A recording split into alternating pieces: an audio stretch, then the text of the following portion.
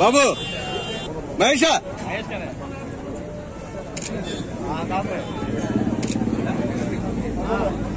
దయచేసి క్యూ పద్ధతి పాటించవలసిందిగా కోరుచున్నాము. తెల్లవారి మమ్మల్ని అడిగారు ఏమా ఫోటో రాలేరా చాలా ఉండన్నా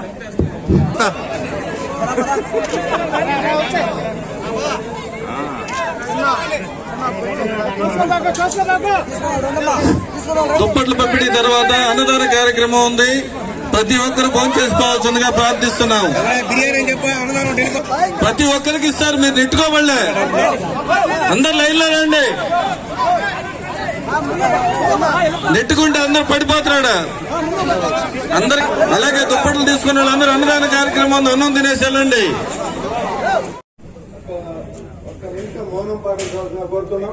అనుకున్నటువంటి కార్యకర్తలు కూడా లైన్లోకి రావాలి, మౌనం పాటించండి. శబ్దం కొంచెం పైకి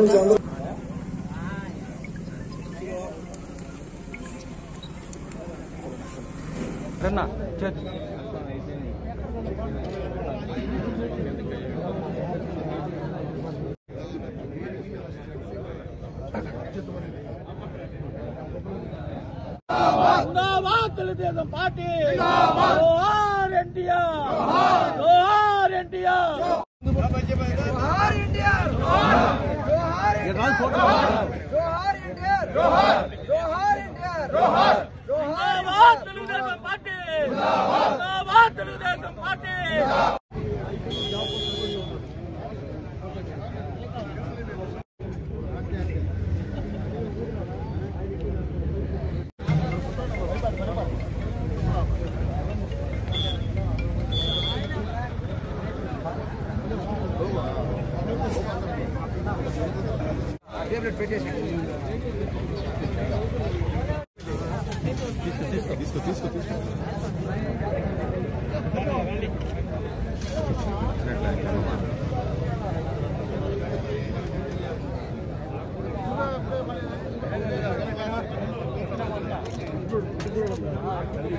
దర్శనం ఉండవా వాసన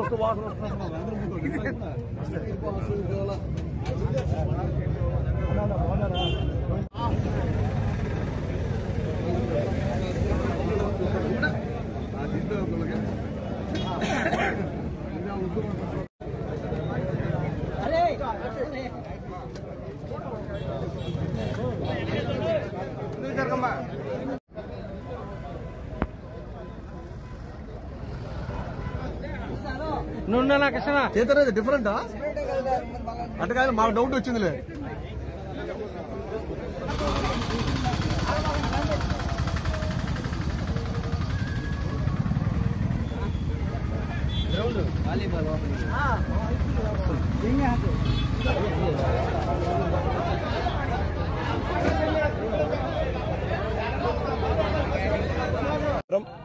ఈ రోజున తెలుగుదేశం పార్టీ వ్యవస్థాపక అధ్యక్షులు, ఆంధ్రుల ఆరాధ్య దైవం,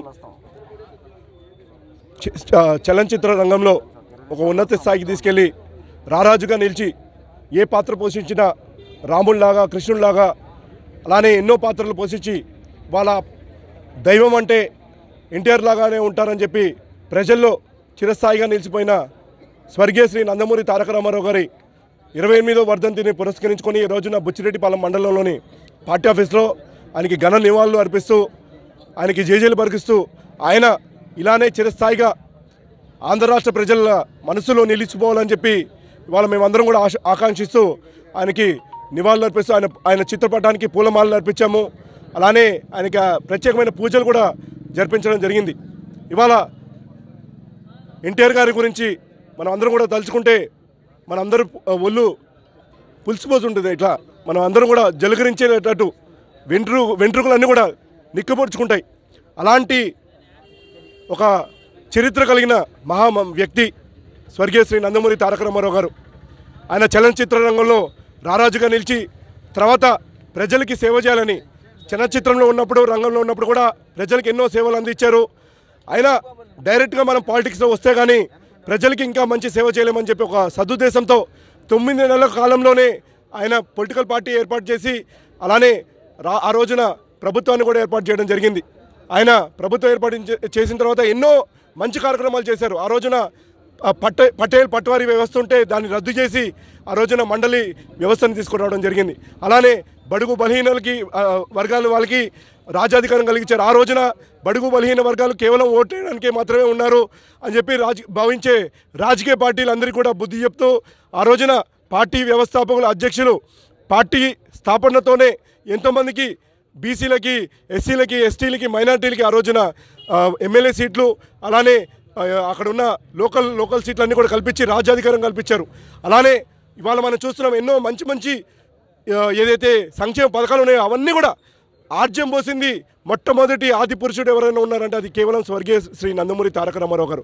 ఆయన తీసుకొచ్చిన పెన్షన్ విధానం కానివ్వండి, అలానే ప్రతి ఒక్కరికి కిలో రూపాయి బియ్యం కానివ్వండి, అలానే మహిళలకి ఆస్తిలో సమాన హక్కులు కానివ్వండి, అలానే దాంతోపాటు రాజకీయంలో సమాన హక్కులు కానివ్వండి, అలానే బీసీలకి రిజర్వేషన్ కల్పించడం కానివ్వండి, ఇలాంటి ఎన్నో సంక్షేమ పథకాలు తీసుకొస్తూ ఇవాళ దేశంలోనే అమలవుతున్న అన్ని సంక్షేమ పథకాలకి ఆ రోజున బీజం వేసింది స్వర్గీయ శ్రీ నందమూరి తారక రామారావు గారు. ఇవాళ ఆయన స్ఫూర్తిని మనం అందరూ కూడా ముందుకు తీసుకెళ్లాల్సిన అవసరం ఉంది.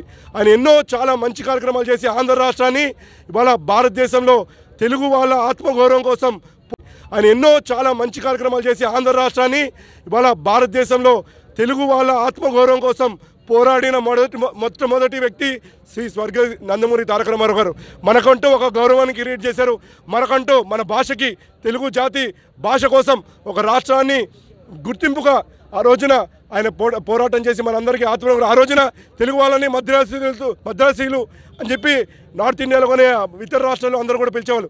అలాంటి తెలుగు వాళ్ళ కోసం ప్రత్యేకమైన స్థానాన్ని కల్పించి ఇవాళ తెలుగు వాళ్ళకి ఆత్మగౌరవాన్ని నిలిపిన వ్యక్తి ఆ రోజున స్వర్గీయ శ్రీ నందమూరి తారక రామారావు గారు. ఆయన వారసత్వానికి ముందుకు తీసుకెళ్తూ తెలుగు జాతి చిత్రపటం ఇవాళ తెలుగు రాష్ట్రాలని దేశ విదేశాలు గుర్తుపడుతున్నారంటే దానికి కారణం నారా చంద్రబాబు గారు. ఏదైతే స్ఫూర్తిని చూపించారో స్వర్గీయ శ్రీ నందమూరి తారక రామారావు ఆ స్ఫూర్తిని ముందుకు తీసుకెళ్తూ నారా చంద్రబాబు గారు ఒక ఐటీ విప్లవం తీసుకొచ్చి ఆ రోజున స్వర్గీయ శ్రీ నందమూరి తారక రామారావు గారు ప్రతి ఒక్కరికి మౌలిక వసతులు ఉండాలి, ప్రతి ఒక్కరికి తినడానికి తిండి ఉండాలి, ప్రతి ఒక్కరికి కట్టుకోవడానికి గుడ్డు ఉండాలి, ప్రతి ఒక్కరికి నివసించడానికి వాళ్ళకి ఒక ఇల్లు ఉండాలని చెప్పి మౌలిక వసతుల మీద ఆయన కాన్సన్ట్రేట్ చేస్తే తర్వాత ఈ బాధ్యతలు పుణిగిపుచ్చుకున్న నారా చంద్రబాబు గారు ప్రతి ఒక్కరు కూడా ఆర్థికంగా బలోపేతం అవ్వాలి. ఆ రోజునున్న విప్లవం ఐటీ విప్లవాన్ని తీసుకొని భారతదేశంలో అప్పుడే వచ్చింది. ఆ ఐటీ విప్లవాన్ని తీసుకొని ప్రతి ఒక్క ఇవాళ బడుగు బలహీన వర్గాలు ఏదైతే ఉన్నాయో వాళ్ళ పేద కుటుంబాలు ఉన్నాయో, మధ్యతరగతి కుటుంబాలు ఉన్నాయో వాళ్ళకి ఐటీ విప్లవంలో కోర్సులు నేర్పించి ఆ రోజు హైటెక్ సిటీకి కట్టి ఇవాళ ప్రతి ఒక్కరు కూడా లక్షలు సంపాదిస్తున్నారు. కేవలం వందలు సంపాదించే వాళ్ళని లక్షలు సంపాదించి ఇవాళ దేశ విదేశాల్లో ఉన్న ప్రతి ఒక్క ఐటీ సంస్థకి ఇవాళ మన తెలుగు వాళ్ళు సీఈఓలుగా ఉన్నారంటే లేకపోతే స్థాపించారంటే దానికి కారణం నారా చంద్రబాబు గారు. ఈ వారసత్వాన్ని ఇంకా కూడా ముందుకు తీసుకెళ్తూ నారా లోకేష్ గారు ఇవాళ యువతకి ఒక స్ఫూర్తిగా నిలుస్తున్నారు. ఖచ్చితంగా తాత చూపించిన స్ఫూర్తి అలానే వాళ్ళ నాన్నగారు చూపించిన మార్గంలో యువనేత నారా లోకేష్ గారు నడిపోతున్నారు. ఇవన్నీ కూడా తెలుగుదేశం పార్టీ వ్యవస్థాపక అధ్యక్షులు కేవలం ఈ రోజునో రేపో ఉండిపోయే వ్యక్తి కాదు. ఆంధ్ర రాష్ట్రము తెలుగు జాతి ఉన్నంత వరకు స్వర్గీయ శ్రీ నందమూరి తారక రామారావు గారు తెలుగు జాతి గుండెలో నిలిచిపోతున్నారని చెప్పి ఈ సందర్భంగా మనం అందరం కూడా ఈ స్మరించుకుంటూ ఆయనకి ఘన నివాళులు అర్పిస్తూ అమర్ రహే ఎన్టీఆర్ గారు. మరిన్ని వీడియోస్ కోసం ఛానల్ ని సబ్స్క్రైబ్ చేయండి, లేటెస్ట్ అప్డేట్స్ కోసం వాట్సాప్ ఛానల్ ని ఫాలో చేయండి అండ్ లింక్ డిస్క్రిప్షన్ లో ఉంది.